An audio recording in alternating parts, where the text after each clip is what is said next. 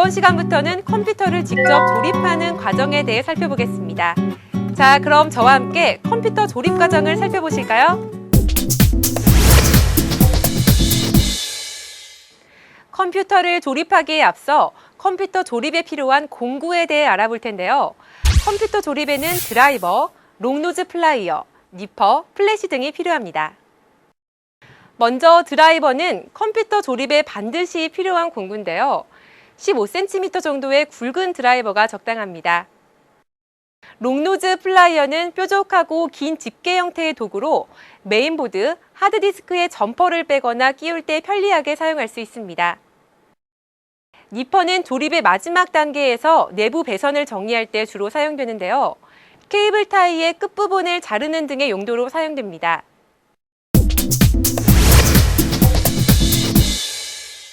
인터넷을 통해 컴퓨터 부품을 일괄 구매한 경우 주문 내역과 다른 부분이 있을 때는 바로 구입업체에 연락하여 조치를 받아야 합니다. 가장 중요한 CPU는 종료와 클럭을 확인하고 박스에 개봉한 흔적이 없는지 확인합니다.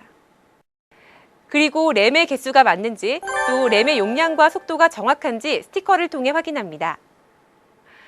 메인보드는 모델명 뒤에 붙는 글자에 따라 제품군이 달라지며 같은 제품이라도 유통사가 다를 수 있으므로 꼼꼼히 확인하고 내용물이 모두 들어있는지 확인합니다. 하드디스크 역시 모델명과 용량 등을 확인하는데요. 하드디스크 표면에 붙는 스티커를 통해 정보를 확인할 수 있습니다. 그래픽카드는 모델명을 통해 클럭 속도와 메모리 용량, 또 쿨러 형태 등을 확인해야 하는데요. 제품 매뉴얼에는 상세 설명을 확인하기 어려우므로 인터넷의 제품 정보와 대조해보면 정확하게 알 수 있습니다. 또한 케이스의 배송 중 파손 여부와 ODD, 키보드, 마우스의 정품 그레이 제품 여부 등을 꼼꼼히 확인 후 조립을 시작하는 것이 좋습니다. 조립의 첫 순서로 CPU와 메모리를 메인보드에 장착해 볼 텐데요. 컴퓨터를 처음 조립할 때는 이 부품들을 메인보드에 미리 장착해 두는 것이 편리합니다. 그럼 먼저 CPU 박스를 여는데요. 박스가 단단히 밀봉되어 있으므로 가위 등을 이용하여 스티커 부분을 잘라줍니다. 박스를 열면 CPU와 쿨러가 담긴 플라스틱 케이스와 설치 매뉴얼, 또 보증서 등이 담긴 소책자가 들어있는데요. 책자 뒷면에는 CPU 로고 스티커가 붙어 있으므로 따로 보관해 둡니다. CPU와 쿨러가 담긴 플라스틱 케이스를 양쪽으로 당겨 분리하는데요. 단단히 접착되어 있으므로 케이스를 바닥에 붙인 상태에서 양쪽으로 당기면 안전하게 분리됩니다. 이제 CPU를 메인보드에 장착할 차례인데요. 장착하기 전에 메인보드 박스에 들어있던 완충제를 바닥에 깔아두는 것이 좋습니다. 완충제에 메인보드를 조심스럽게 내려놓고 CPU 소켓의 레버를 밑으로 살짝 누른 후 옆으로 당겨 잠겨있던 레버를 풀어줍니다. 소켓을 덮고 있던 뚜껑을 들어 올린 후 플라스틱 보호 덮개를 제거합니다. 플라스틱 덮개는 추후 메인보드 AS를 받을 경우에 대비해 따로 보관해 두어야 합니다. CPU 양쪽 모서리를 잡은 상태에서 CPU 바닥에 씌어진 플라스틱 보호 덮개를 제거합니다. 이때 CPU 바닥면에 지문이 묻지 않도록 주의해야 합니다. CPU 소켓에 CPU를 얹을 차례인데요. CPU의 양쪽 노치가 CPU 소켓과 맞도록 살짝 얹어줍니다. 열어두었던 CPU 덮개를 살짝 닫아주는데요. 이때 덮개가 꼭 맞지 않고 들뜨는 느낌이 든다면 CPU의 방향을 다시 확인해야 합니다. 덮개가 정확히 닫히면 고정 레버를 눌러서 걸쇠에 고정합니다. 이제 CPU 쿨러를 달 차례인데요. CPU 쿨러는 메인보드의 쿨러 고정 구멍과 잘 맞춘 상태에서 고정해야 합니다. CPU 쿨러의 플라스틱 다리를 메인보드의 쿨러 고정 구멍에 맞도록 쿨러의 다리를 가볍게 움직여 정확히 맞춰주는 것이 중요합니다. CPU 쿨러의 고정핀을 딸깍 소리가 날 때까지 힘있게 눌러줍니다. CPU 쿨러에는 총 4개의 고정핀이 있는데요. 대각선 순서로 눌러 고정하면 됩니다.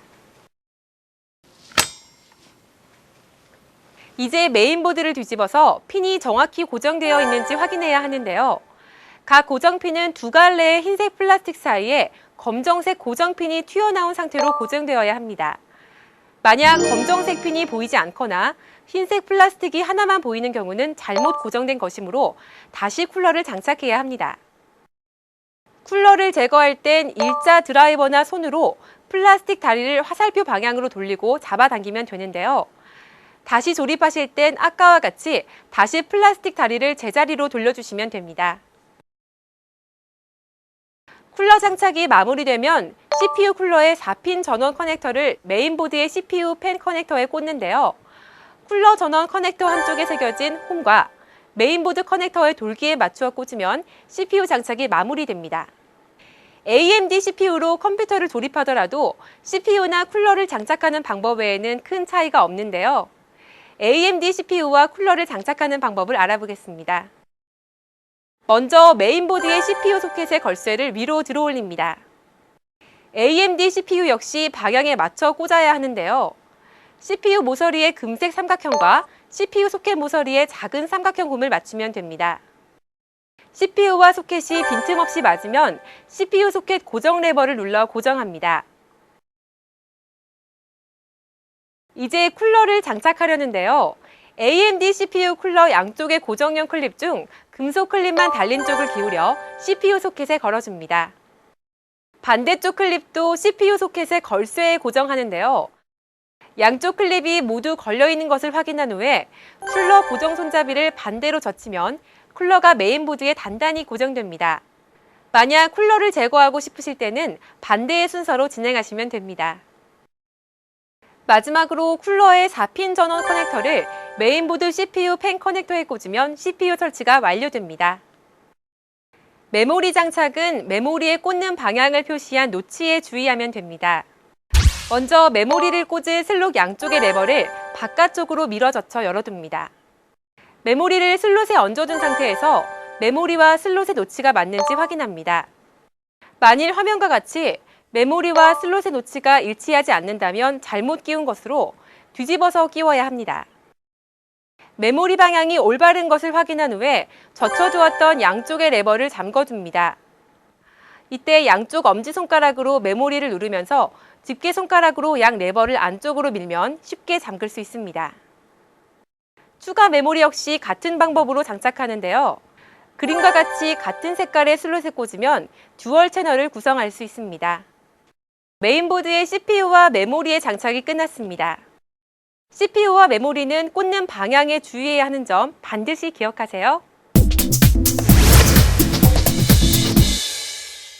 이제 케이스의 메인보드와 파워 서플라이를 장착할 차례인데요. 여기서는 미들 타워 케이스를 이용하여 조립해 보겠습니다. 먼저 케이스를 포장 박스에서 꺼내야 하는데요. 박스의 윗면을 열고 박스를 뒤집어 위로 들어 올리면 케이스를 쉽게 빼낼 수 있습니다. 케이스를 꺼낸 후에는 운송 도중 케이스가 깨지거나 찌그러진 곳이 없는지 확인한 후 케이스 뒷면의 나사를 풀어 옆면 뚜껑을 떼어냅니다.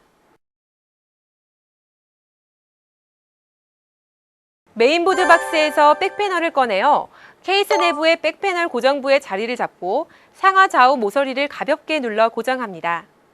정상적으로 고정된 백패널의 모서리에는 고정 돌기를 확인할 수 있습니다. 파워 서플라이를 장착할 때는 케이스를 눕혀놓은 상태에서 작업하는 것이 안전하며 그림과 같이 제조사의 스티커가 보이는 방향에 맞춰야 합니다. 한 손으로 케이스 안쪽에 파워 서플라이를 고정한 상태에서 케이스 바깥쪽에 4개의 나사 구멍에 드라이버를 이용하여 나사를 조여줍니다.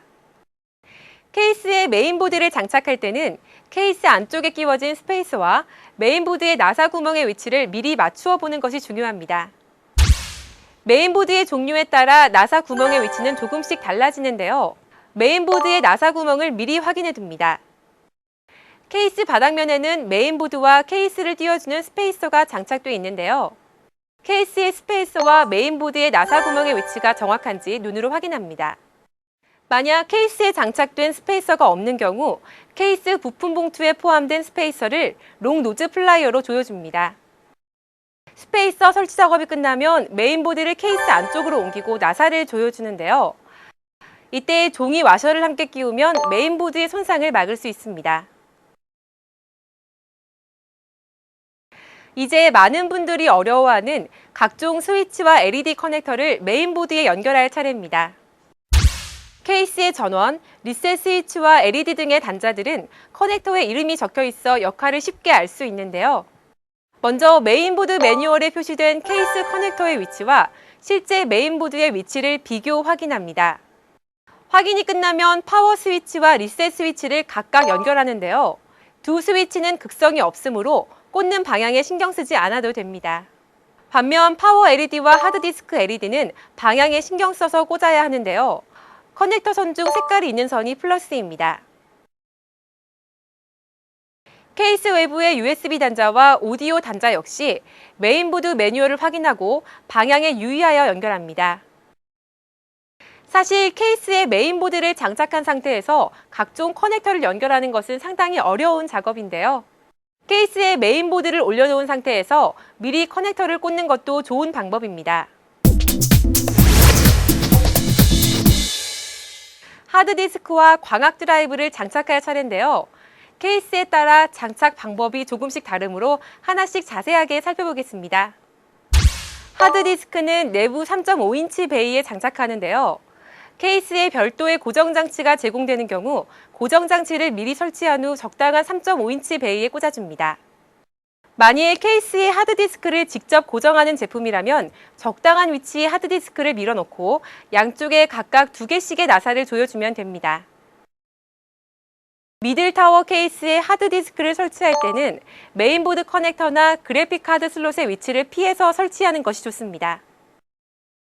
광학 드라이브는 대개 케이스 앞면의 덮개를 제거하고 설치하게 되는데요. 덮개를 제거한 상태에서 광학 드라이브를 케이스 안쪽으로 밀어넣습니다. 다시 케이스 앞 덮개를 고정하고 광학 드라이브 뒤쪽을 밀어 케이스 앞 덮개와 밀착시킨 상태에서 나사를 고정하면 광학 드라이브 장착이 완료됩니다. 하드디스크와 광학 드라이브의 설치가 끝나면 데이터 케이블과 전원 케이블을 연결해야겠죠.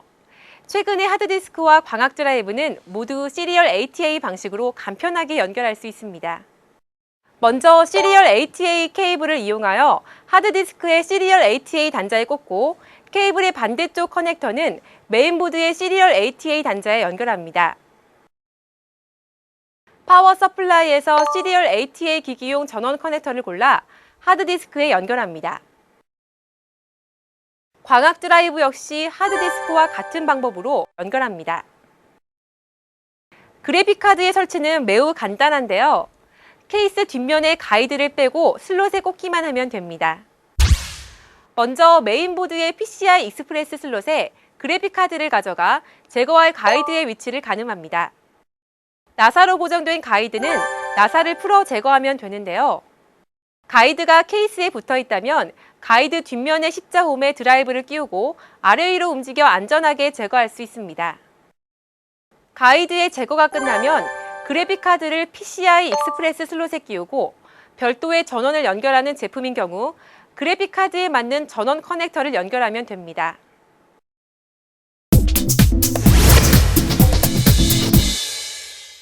이제 메인보드와 냉각팬의 전원을 연결하는 과정을 살펴볼 텐데요.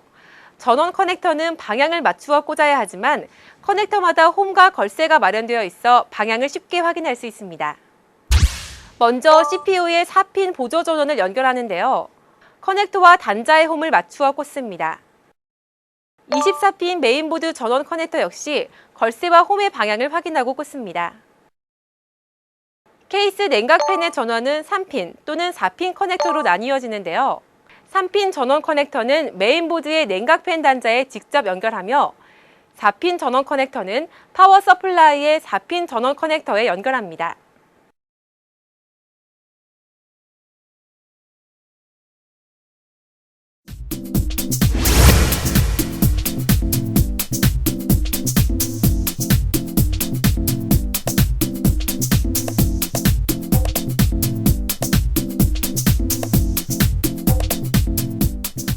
지금까지 컴퓨터 조립에 도전해봤는데요.